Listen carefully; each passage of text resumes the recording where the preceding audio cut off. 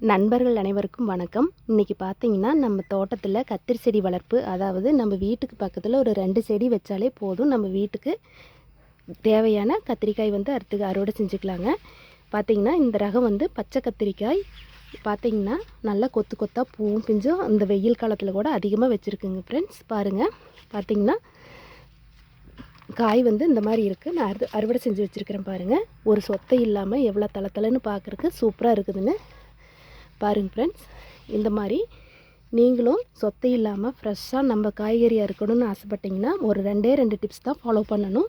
நான் பார்த்திங்கன்னா எப்பவுமே அதோடய வேருக்கு வேப்பெண்ணெய் ஒரு 50 ml ஒரு மாதத்தில் ஒரு தடவை விடுவேங்க. இதை அந்த வேரோட சைடை இந்த மாதிரி கல்லையை நல்லா பறிச்சிக்கணும்.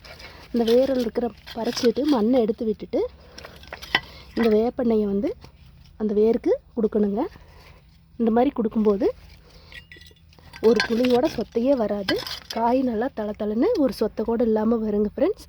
நீங்களும் இந்த டிப்ஸை கண்டிப்பாக ஃபாலோ பண்ணுங்கள். ஒரு சொத்தை இல்லாமல் காய் அறுவடை செய்யலாம். நம்மளுக்கு பார்த்திங்கன்னா எப்போவுமே கத்திரிக்காய்க்கு அதிகமாக மருந்தடித்து விற்பனை செய்கிறாங்க. முதல் நாள் மருந்தடிப்பாங்க, அடுத்த நாள் பார்த்திங்கன்னா காய் விற்பனைக்கு வருங்க. நம்ம அந்த மாதிரி வாங்கி சாப்பிடும்போது ரொம்ப உடம்புக்கு தீங்கு விளைவிக்குங்க. நம்ம இந்த மாதிரி ஒரு 2-3 செடி வீட்டுக்கு பக்கத்தில் சின்ன இடத்துல வளர்த்திங்கனாலே இதுக்கு பெரிய தோட்டம் தேவையில்லை. 2-3 செடி இந்த மாதிரி வளர்த்தாலே போதுங்க. நம்ம வீட்டில் இருக்கிற சின்ன இடத்துல இந்த மாதிரி கொடுத்து வேப்பெண்ணெய் கொஞ்சம் பார்த்திங்கன்னா இது மாட்டு சாண குப்பையை தண்ணியில் கரைச்சி வச்சுருக்கிறேங்க.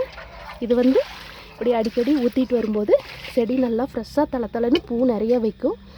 அதுவும் போக இது பார்த்திங்கன்னா மாவு நம்ம மிஞ்சி போயிடுச்சுன்னா அந்த மாவு வேஸ்ட் பண்ண வேண்டாம்.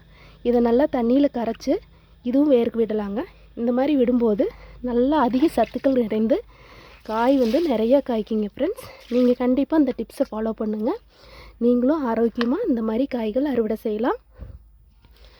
நீங்களும் உங்கள் தோட்டத்தில் என்னென்ன செடி வளர்க்குறீங்க, அதுக்கு எந்த மாதிரி டிப்ஸ் எல்லாம் ஃபாலோ பண்ணுறீங்கன்னு நம்ம சேனலுக்கு மறக்காமல் கமெண்ட் பண்ணுங்கள். ஓகே ஃப்ரெண்ட்ஸ், இந்த கத்திரி செடி வளர்ப்பை பற்றி நான் சொன்ன தகவல் உங்களுக்கு பிடிச்சிருந்துச்சுன்னா மறக்காமல் நம்மளுக்கு ஒரு லைக் பண்ணுங்கள், ஷேர் பண்ணுங்கள். மறக்காமல் நம்ம சேனலை சப்ஸ்கிரைப் பண்ணிக்கோங்க ஃப்ரெண்ட்ஸ். பாய்.